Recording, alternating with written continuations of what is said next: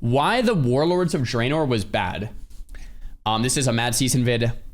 Personally, I thought WoD was probably the worst expansion overall.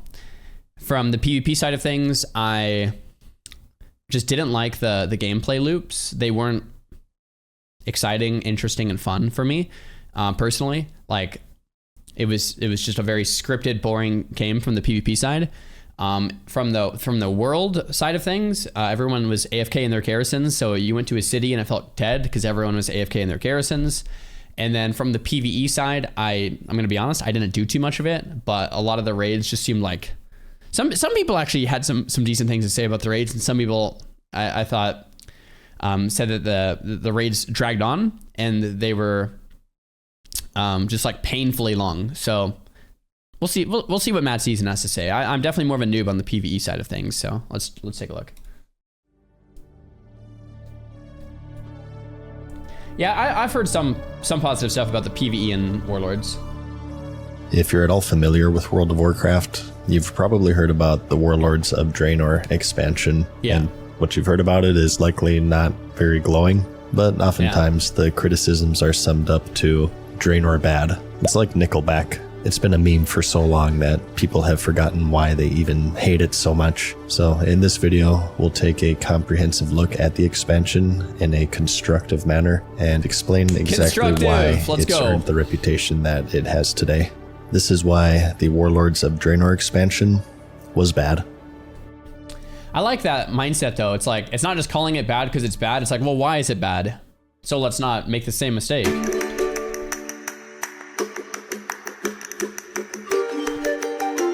Huh? The year is 2013, and World of Warcraft is coming off of its fourth expansion. The Mists of Pandaria, while wildly different than the rest of the game, is an expansion that today many look back to quite fondly. Although at this point, many would say that World of Warcraft was past its prime, it was still clearly dominant within the MMORPG genre. And while the Cataclysm expansion may have been their first sign of weakness, there had yet to be an expansion that was unilaterally believed to be bad, so coming off of the Mists of Pandaria, expectations were still quite high at this point, and on November 8th, 2013, the announcement was made. The next expansion was the Warlords of Draenor. We call it Warlords of Draenor! Draenor? Isn't it Draenor? I've been saying it wrong this whole time. Players were to adventure into the Outland of the past.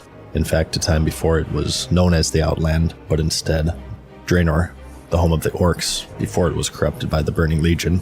The antagonist of the Mists of Pandaria expansion, Garrosh Hellscream, with the help of a rogue agent of the time-traveling Bronze Dragonflight, traveled back to the pivotal moment where the leader of the Iron Horde, Grommash Hellscream, accepted Gul'dan's new flavor of Mountain Dew, which would corrupt he and his race into those red spiky orcs that...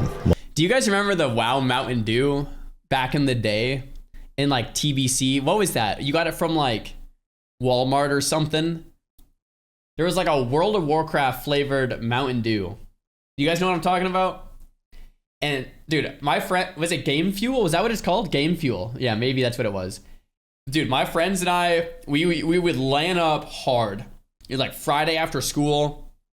We'd all like bring our laptops and Xbox 360s, and we would just buy cases of this Game Fuel, Mountain Dew, World of Warcraft, whatever it was. Dude, I just remember cracking those open, gaming. Bro, some good days, man. Like it was Friday night. We had a whole weekend in front of us. You're a kid with zero responsibilities. You crack open ice cold Game Fuel, and you have World of Warcraft in front of you. You're flying around the Outlands. You're making gold. You're playing arenas. You're getting new loot, hitting the raids. It's just like, oh man, some good times. Good times. Most players first encountered in the Outland that they knew from the Burning Crusade, but this time they would carve their own path. The various orc clans would be united together under Grommash's leadership, such as the Shadow Moon, led by Ner'zhul, the Shattered Hand, led by Kargath, as well as the Warsong, Black Hand, Laughing Skull, and more. Together, they would prepare to lead a campaign across Azeroth through the recently awakened Dark Portal. The stage was set. After taking a completely unexpected turn into Pandaland, the game had become unrecognizable to the Warcraft fanbase. What was once orcs, axes, and heavy metal was now a cute and cuddly mystical adventure, representing something more from Pixar than it did Warcraft. The Burning Crusade was, and still is considered by many today to be the prime of the game, so many thought of this upcoming Draenor expansion as its spiritual successor, and a return to form to a comfortable moment within the game's history. However, little did they know, the Burning Crusade was a long time ago, and Blizzard was no longer the developer that they had fallen in love with. And I want to talk about ice cream. This famous Ice cream clip. is great. Ice cream is one of my favorite desserts. Personally, I love chocolate and I love cookies and cream. Cookies and cream is actually my all-time favorite dessert.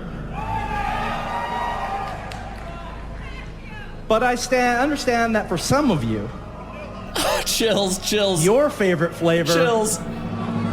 is vanilla. Bro, I've watched this clip like 20 times. I was there in person. I get chills every time, man. I was there in person and like, dude, I was crying when this announcement was happening that I could relive my childhood game and play Classic again. And I'm looking around and everybody else is crying too. Like, it was the most insane moment to be there in person because everyone was just freaking out. Like, freaking out that it's actually happening. This was back when Nostalrius was going on, and then it got taken down, and then there was a petition, and then it got millions of signatures, or maybe hundreds of thousands, and then everyone was like, we want this, and they said, no, you think you do, but you don't, and then they did this, and it was like, oh my gosh, you know? Hype. It's a powerful force within the world of media. It's a special kind of excitement that can only be obtained through anticipation. You may have heard the quote before, "The air is electric." A full capacity crowd waiting for an icon to make their entrance. It's a good old-fashioned dopamine bukkake. Details of the upcoming release are slowly rolled out. Discussion forums are buzzing with conversation and excitement. YouTubers are making their cringe clickbait thumbnails, and people are marking down their calendars and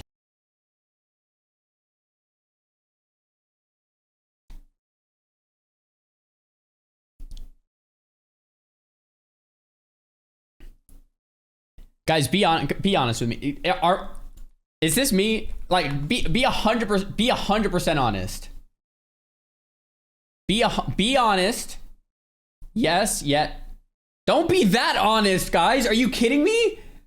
Don't be that honest, guys. Come on. thumbnails, and people are marking down their calendars and counting down the days left until release.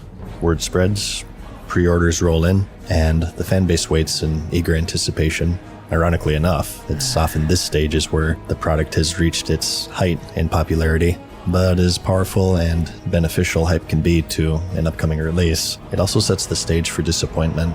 It's inevitable. When expectations are soaring into the heavens, they'll eventually come down to earth. But the issue is that, for MMOs, it's taken to the extreme. And it makes sense if you think about it. You live in this virtual world, you build a virtual community, you make friends, meet enemies, and out of any genre of game, they demand the largest investment of time. To many, it's almost like a second life, a comfortable place to escape to. An escape that was marketed similarly to a time where the game had reached feverishly high levels of popularity. It was the good old days where the game was closer to the roots that made it popular to begin with. And at the same time, it had evolved past a lot of the awkwardness that the original vanilla version of the game held. It brought with it arena, heroic dungeons, a new class if you count the sharing of paladin and shaman, a new world to explore, and a wealth of memorable and challenging dungeons and raids.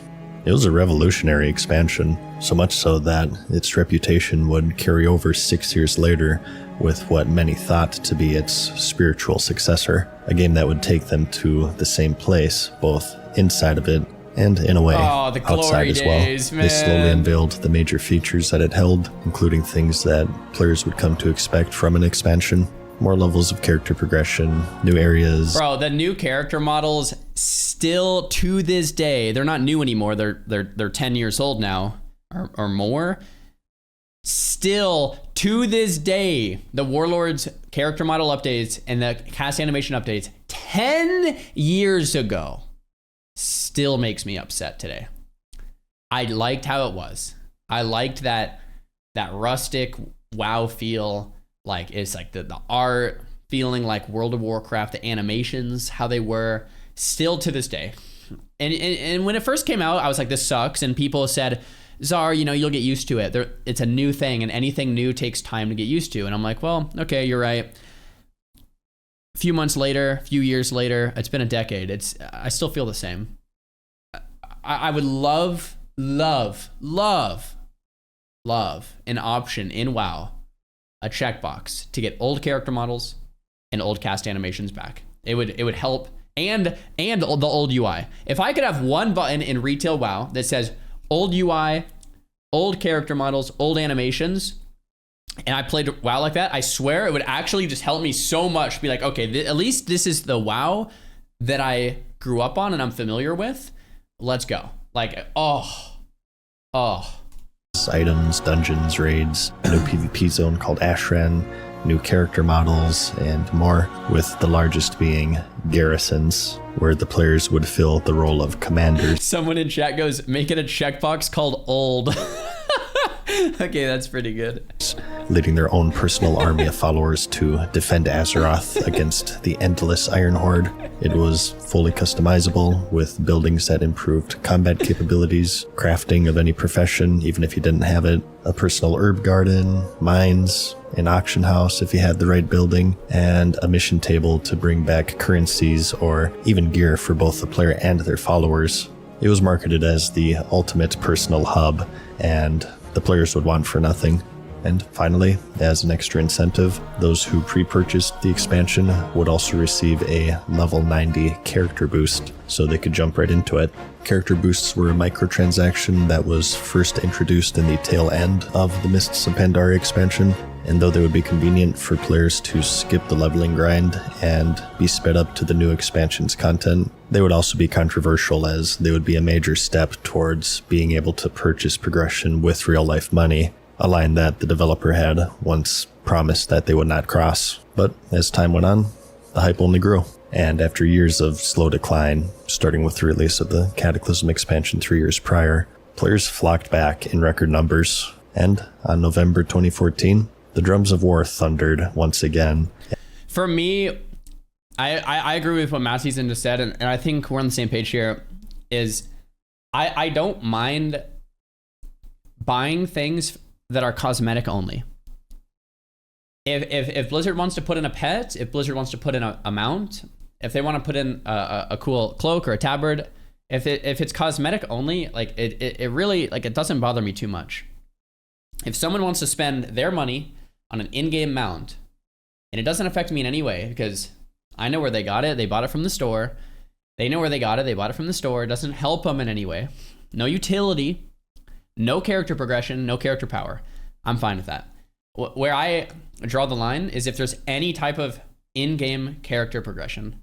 So level boost, gold is a big one, huge one, right? Buying gold, buying character boosts, and then with gold you can buy character power because you can buy arena boosts, mythic plus boost, or rating boost. So gold is essentially, you can buy gold and beat the rest of the game with enough gold.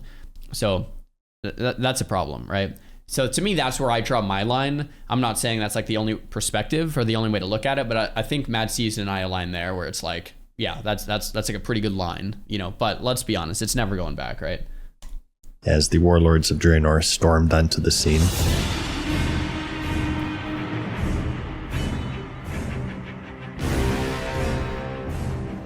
it was an immediate hit, with 3.3 million copies flying off of the shelves in the first 24 hours. Subscriptions skyrocketed to 10.5 million, the highest since their initial decline, and smashing records for the biggest subscriber surge an expansion had ever seen. On paper, it was a triumph, a true return to glory for the World of Warcraft. Oh, that's nice. Every fucking server that I even play on is offline. Oh, yeah. It looks like mine aren't the only ones. Unfortunately, the triumph soon turned to turmoil. Launch day wasn't just a celebration, it was a battlefield. Blizzard servers got slammed by both the rush of players and also by a DDoS attack, a flood of fake traffic choking them into submission. A group known as the Lizard Squad had planned the attack for launch day to troll the subscriber base, making it mostly unplayable for hours. Okay, fun Xaryu lore. All the servers were down, and I was streaming, and for some reason, my character, I was still online, and I think I had like 10,000 viewers for like one of the first times, and everyone was blaming me with the Lizard Squad DDoS. I don't remember why they were blaming me. Why were they blaming me? I can't even remember why. But everyone was in my chat from the forums basically saying, it's your fault that the servers are down because Lizard Squad, I think Lizard Squad was like in my chat or something. I can't remember. It was 10 years ago. You guys, maybe some of you were in there. Yeah, I can't remember. But anyway, everyone was mauling at me that the Lizard Squad was DDoSing Blizzard, and I was just sitting here scratching my head like, how are people mad at me for this? What is going on? I was like, what is happening? It was maybe because I was still online and everyone wasn't, and then they were saying, yeah, anyway, that was some weird day. That was a weird day. And then days. Players could rarely log in, and when they did, they would be stuck in limbo. Yeah, I think that was what it was, Bronson. Lizard Squad was in the chat, like talking to me, and or something like that. So then it became my fault somehow. As the servers struggled to keep up, law enforcement scrambled to track down the culprits. Frustration boiled over, and the hype train was quite violently derailed, leading to one of their messiest launches in a long time, which is kind of saying a lot for Blizzard releases. But that's one thing. A launch plagued with technical issues isn't necessarily unheard of within the MMO genre. What really matters is if it was actually worth the frustration, and unfortunately for many, it wasn't. Once the players finally did get in, what they found was an expansion that was half finished. Several of the previously advertised features were missing entirely, and through data mining, many more were discovered, such as a legendary questline, 2 major cities, new battlegrounds, and even a whole raid tier. And what's more, a feature that actually did make it into the game, and the largest that the expansion had staked its claim on, garrisons, also fell short. As advertised, it was a personal base. You could recruit followers, grow herbs, mine ore, craft gear, and even use the auction house. And the best part? All of it to yourself. As for the worst part, all of it was to yourself. As convenient as it was also a one-way ticket to isolation. World of Warcraft, the king of MMOs, a massively multiplayer role-playing game, started to feel for many like it was single player. And this is where the Warlords of Draenor truly suffered. Most multiplayer games, especially MMOs, live and die, not necessarily even on how popular they are, as much as how popular they appear to be. If a player walks into a sprawling hub or encounters fellow adventurers out in the wild, they get the impression that the game they're playing is popular. And yeah, I completely agree. That's one of the things I like about Season of Discovery.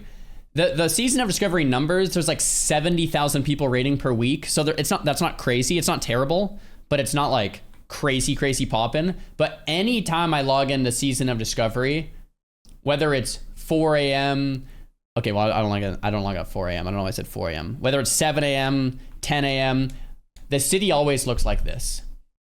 And regardless of the actual player count, of how many people, whatever, I can see other people. I can find groups and talk and interact with other people. The world feels alive. That is such a big deal. On retail, I know the numbers are higher. Like there's more people playing retail, hands down. It's very clear. But when you log in, the world just feels empty and dead.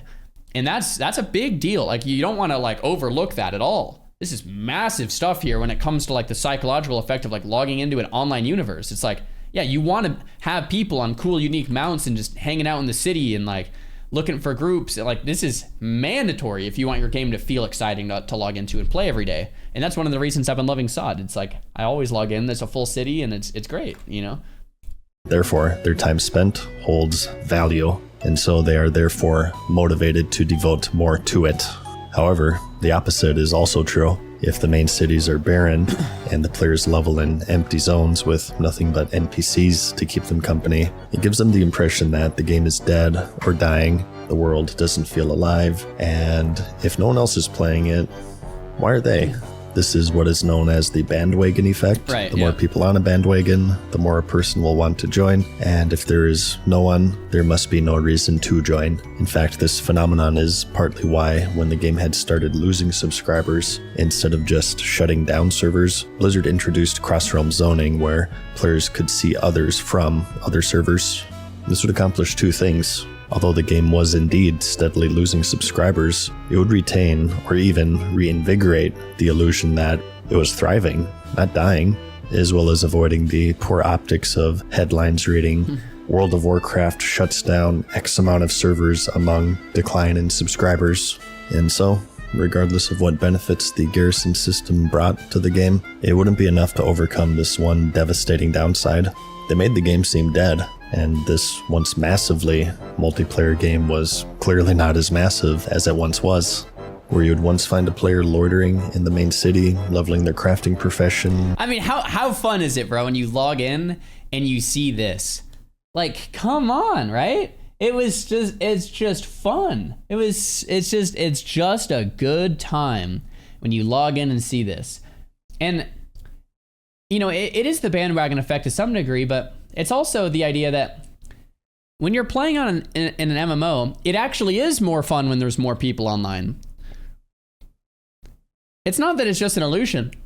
If you're playing an MMO with no one else playing, it's actually less fun because the entire basis of the game is that you hit some type of critical mass where you can have this experience with other people and have that connection, and you do a raid or you do a quest line and you build friendships and you do things together, right? So it's not that it's like, I agree with Mad Season that it's a bandwagon effect concept, but it goes beyond that. It's actually more fun to play a game when everyone else is playing, and it's actually less fun to play a game when less people are playing. Like when you can go up to someone and just talk and interact with them, that is actually a better experience. It doesn't just make you think it's a better experience, it is. Right? Or selling enchants. They were now doing so in the comfort of their garrison. And where you'd once find a player trekking the world and collecting ore veins, they were now doing so within the confines of their garrison. And people were beginning to liken the expansion to a queue simulator, waiting for a dungeon or raid to pop while you stood semi-AFK in your garrison with your NPCs to keep you company. They were strong. They were far too strong. And players had little reason to leave them, as this was. So we just had this discussion about player housing. Player housing is scary. I'm what's the word? I'm hesitantly optimistic, cautiously optimistic with player housing. And my big thing is they can't have too much utility. Just like Mad Season said, if they're too strong, players never want to leave. The problem with the garrisons was that you could make your gold in the garrisons. Press 1 in the chat if you made millions of gold in Warlords of Draenor just doing your table missions every day. I know I did, right? Never left, just made millions of gold doing nothing. I still today have that stockpile of gold on my retail account because it's crazy. Anyway, you have an auction house, you have the ability to make gold, you can do it, like you never had to leave. Like that can't happen with player housing. If it does, then it'll be the same issue, right? Even before the time of world quests, which were later introduced specifically to get players out into the world to give it life, to solve a problem that the Warlords of Draenor started. And beyond that, this now fractured community the lifeblood of the game, got split even further due to other areas where the expansion fell short, such as its raiding. The raids themselves are often praised today. What they lacked was simply quantity. The expansion would hold a record low 3 raid tiers. Player housing had been something that was discussed quite frequently between the players and developers prior to the launch of garrisons, and one of the reasons why the developers were resistant was that the amount of time needed to implement such a system would mean abandoning raid tiers, as evidenced with a pre-release screenshot of a map that showed a planned raid in one of the game's zones, Talador, which never made it into the game. It would seem that it was indeed the case. Just another of one of the many missing features of the expansion. This was also referenced with a grave site within the player's garrison that held an epitaph which read, Ray D tier. So all of this, combined with a very slow rollout of patches, some of the slowest in the game's history, the Warlords of Draenor didn't just stumble, it hemorrhaged. After the record-breaking subscriber spike, the drop-off was brutal. Players bailed in droves, calling it an unfinished mess, that it felt dead, and more servers were quietly merged via their cross-realm zoning system in a desperate bid to breathe life back into it, but subscriptions still cratered to 5.5 million, the lowest since the game's initial climb in vanilla World of Warcraft. They would stop reporting subscription numbers shortly thereafter, claiming that there were more effective metrics to gauge success, and maybe they were right, because where they had lost players, they had absolutely raked in cash, primarily from expansion sales off of the back of hype, and also the paid level boost, and soon enough, the WoW token, where players could pay real money for gold. He's gonna say, told you so, by the way. It was a gold mine, and record profits rolled in during record low subscriptions. The cash shop, which was a whisper back in 2008 when it was first introduced, had now grown into a roar, as at this point, you could not only buy levels, you could buy gold. With gold, you could buy power, raid carries, gear, PvP rank, you name it. The list of what you couldn't buy shrank quite quickly, and all within the terms of service. What they had once policed and got players banned for was now their business model, and consequently, the whispers of pay to win weren't whispers anymore. They were shouts. Real money had tipped the scales, widening the gaps between players in ways that the game's old guard could barely stomach. Subscriptions weren't public anymore, but you didn't really need numbers to feel the vibe. The Warlords of Draenor left a scar. It soared out of the gate, and then tanked harder than anyone could have predicted. I think Mad Season said that really well. It's the problem with gold, with being able to buy gold and then being able to buy character power, like we talked about earlier in the video, and that's where I think the line should be drawn. I saw a couple people in the chat disagree, but I think the point that really needs to be driven home is you're playing an online video game, and in that world, your real life financial status shouldn't have any carryover or effect to the online video game. So if you're really wealthy in real life and you can buy as much gold as you want and then buy all the carries and boost, it shouldn't be able to affect your in-game status.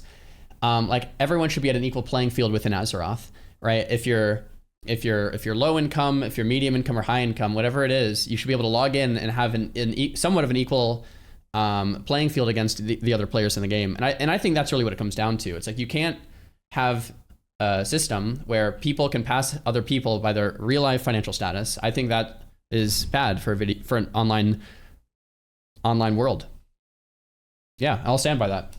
Financially, it was a juggernaut, but for the soul of World of Warcraft, a reckoning.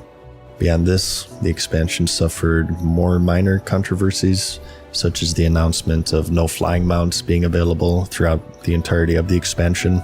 This was done, as explained by the developers, to make the world seem massive once again. At this point, although flying mounts were convenient for travel, a downside was that being able to speed across the world made it seem unimposing and small, and the grand nature of the landscape faded, a problem that many claim to have started since the release of the Burning Crusade expansion in 2007, where flying mounts were first introduced. While this certainly has merit, at this point, over the course of several years, Blizzard had cultivated an audience who preferred flying and who saw any restrictions on it as an arbitrary handicap to slow them down and to lengthen the experience.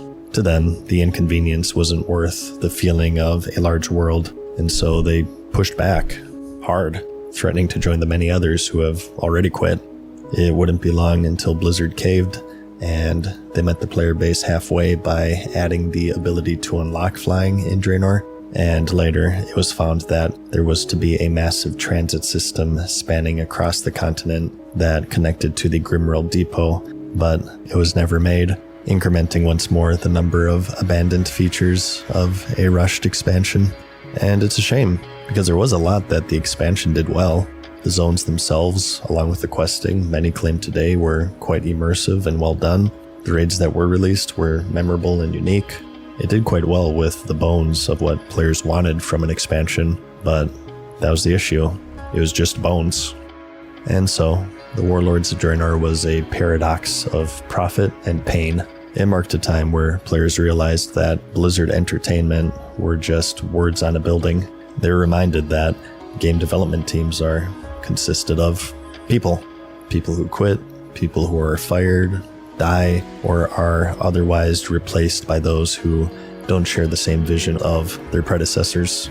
They learned that the games that they play are extensions of their developers, and while the Burning Crusade oozed the feeling of a passion project made by a bunch of nerds who play D&D in a dark and dusty basement, and made during a time where the game and its community were thriving, the Warlords of Draenor felt disconnected and hollow, and was delivered during a record-low decline with the promise of nostalgic better days dangled in front of it.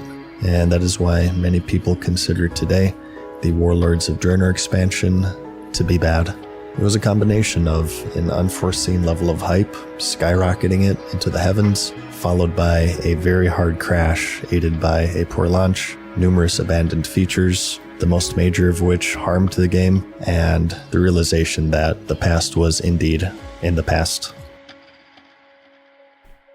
It's so interesting seeing all these perspectives, because for me, I've been playing WoW since 2004 to now, and I quit. I've quit just like basically two times. So the first was in high school, and it was during Wrath, and I loved the game, but I was in high school, so I was like, oh, let me quit the game and actually try to meet friends and like go outside and like, party or whatever, like try to like just make it like some type of social life. And I quickly realized that it wasn't for me, and I like playing World of Warcraft, so I started playing again. That was the first time I quit, and so that was really nothing to do with the game. It was just I wanted to go outside for a little bit. And then the second time I quit was Warlords of Draenor, and it wasn't really just one time. I actually quit like 3 or 4 times in this expansion. And it was really just because for me, I was just a PvPer, and the PvP really was just that unfulfilling to me. Like, I was a mage, and they took away deep freeze, essentially. Like, deep freeze broke on damage, so you could deep freeze, but you couldn't actually kill anyone in a deep freeze. You could deep freeze as it's kind of like a viper sting, right? Like, you could use it as a CC, but you can't actually like it would break on damage. And then they got rid of your counterspell using like a silence. So they got rid of all your like your ways to like like burst someone, and so it resulted in a type of gameplay that you would just kind of sit around and do a bunch of nothing and rely on your teammates. And mages were really good in Warlords. It's not like they were bad; they were great in Warlords. In fact, I think no, they didn't win BlizzCon that year. I don't think. I thought they might have won BlizzCon, but I don't think they did. But they were still really, really good, because people convolute the idea of mages removing stuff, Xaryu being mad, mages were bad, lol, mages deserve to be bad. And it's like, none of that's true, right? It's like, mages can be very good and not be very fun. These things are not mutually exclusive, right? So I just wanted to make that clear. They were very strong, but not very fun. And so I quit the game. I came back, quit the game again, came back, quit the game again, and then came back, and then finally Legion came out. And I thought Legion was a lot better. So that's where I was at.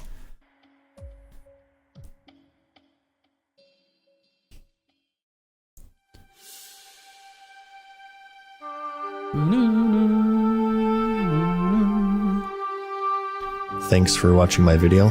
This is possibly the start of a new series where we go into these expansions and maybe even other MMOs and games, and similarly analyze and remark why people consider them to be bad or good. I want to cover the successes as well, and Blizzard has a lot, I'm sure you'll agree. As critical as this was, I hope it came off as constructive. I'd rather people look at it as more of an analysis on how things can go wrong within the genre and learn from it, rather than just use it as a punching bag. If you personally enjoyed Warlords of Draenor, there's nothing wrong with that, and I'm not trying to take away from that or anything. And if you disagree with anything that I've said in this video, let me know and make your case. I'd like to see what you have to say. But other than that, I hope you enjoyed the video. Like it if you liked it, because I'll see you in the next one. Peace. GG's, man. Another great Mad Season upload there, man. There we go. Why Warlords was bad. And I do appreciate how Mad Season made this video. It wasn't overly negative. It was more just like analytical, which is how Mad Season is, which is great. So yeah, another good upload, man. Another good upload.